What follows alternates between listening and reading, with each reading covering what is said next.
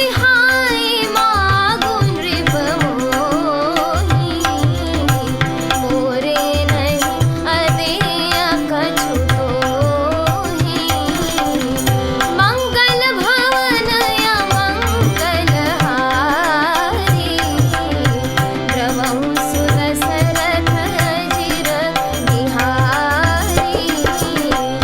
दानि शिरोमणि कृपानिधि, नाथ कहउँ सति भाऊ। चाहउँ तुम्हि समान सुत, प्रभु सन कवन दुराऊ। मंगल भवन अमंगल हारी, द्रवहु सुदशरथ अजिर बिहारी।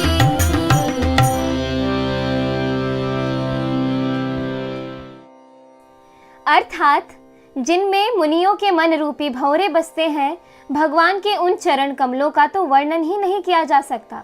भगवान के बाएं भाग में सदा अनुकूल रहने वाली शोभा की राशि, जगत की मूल कारण रूपा आदि शक्ति श्री जानकी जी सुशोभित हैं, जिनके अंश से गुणों की खान अगणित लक्ष्मी, पार्वती और ब्रह्माणी त्रिदेवों की शक्तियां उत्पन्न होती हैं तथा जिनकी भौं के इशारे से ही जगत की रचना हो जाती है, वही भगवान की स्वरूपा शक्ति श्री सीता जी श्री रामचंद्र जी की बाईं ओर स्थित है।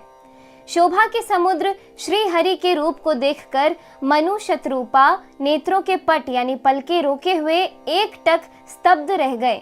उस अनुपम रूप को वे आदर सहित देख रहे थे और देखते देखते अघाते ही न थे। आनंद के अधिक वश में हो जाने के कारण उन्हें अपने देह की सुधि भूल गई। वे हाथों से भगवान के चरण पकड़कर दंड की तरह यानी सीधे भूमि पर गिर पड़े। कृपा की राशि प्रभु ने अपने कर कमलों से उनके मस्तकों का स्पर्श किया और उन्हें तुरंत ही उठा लिया। फिर कृपा निधान भगवान बोले, मुझे अत्यंत प्रसन्न जानकर और बड़ा भारी दानी मानकर जो मन को भाए वही वर मांग लो। प्रभु के वचन सुनकर दोनों हाथ जोड़कर और धीरज धरकर राजा ने कोमल वाणी से कहा, हे नाथ, आपके चरण कमलों को देखकर अब हमारी सारी मनोकामना पूरी हो गई। फिर भी मन में एक बड़ी लालसा है, उसका पूरा होना सहज भी है और अत्यंत कठिन भी, इसी से उसे कहते नहीं बनता। हे स्वामी, आपके लिए तो उसका पूरा करना बहुत सहज है, पर मुझे अपनी कृपणता यानी दीनता के कारण वह अत्यंत कठिन मालूम होता है। जैसे कोई दरिद्र कल्प वृक्ष को पाकर भी अधिक द्रव्य मांगने में संकोच करता है, क्योंकि वह उसके प्रभाव को नहीं जानता, वैसे ही मेरे हृदय में संशय हो रहा है। हे स्वामी, आप अंतर्यामी हैं, इसीलिए उसे जानते ही हैं।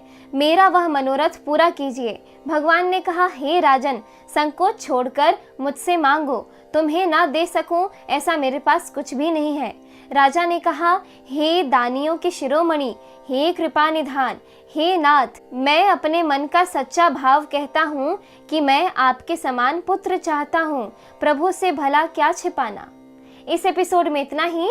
आगे की कथा सुनने के लिए कृपया मेरे चैनल को जरूर सब्सक्राइब कर लीजिए। धन्यवाद।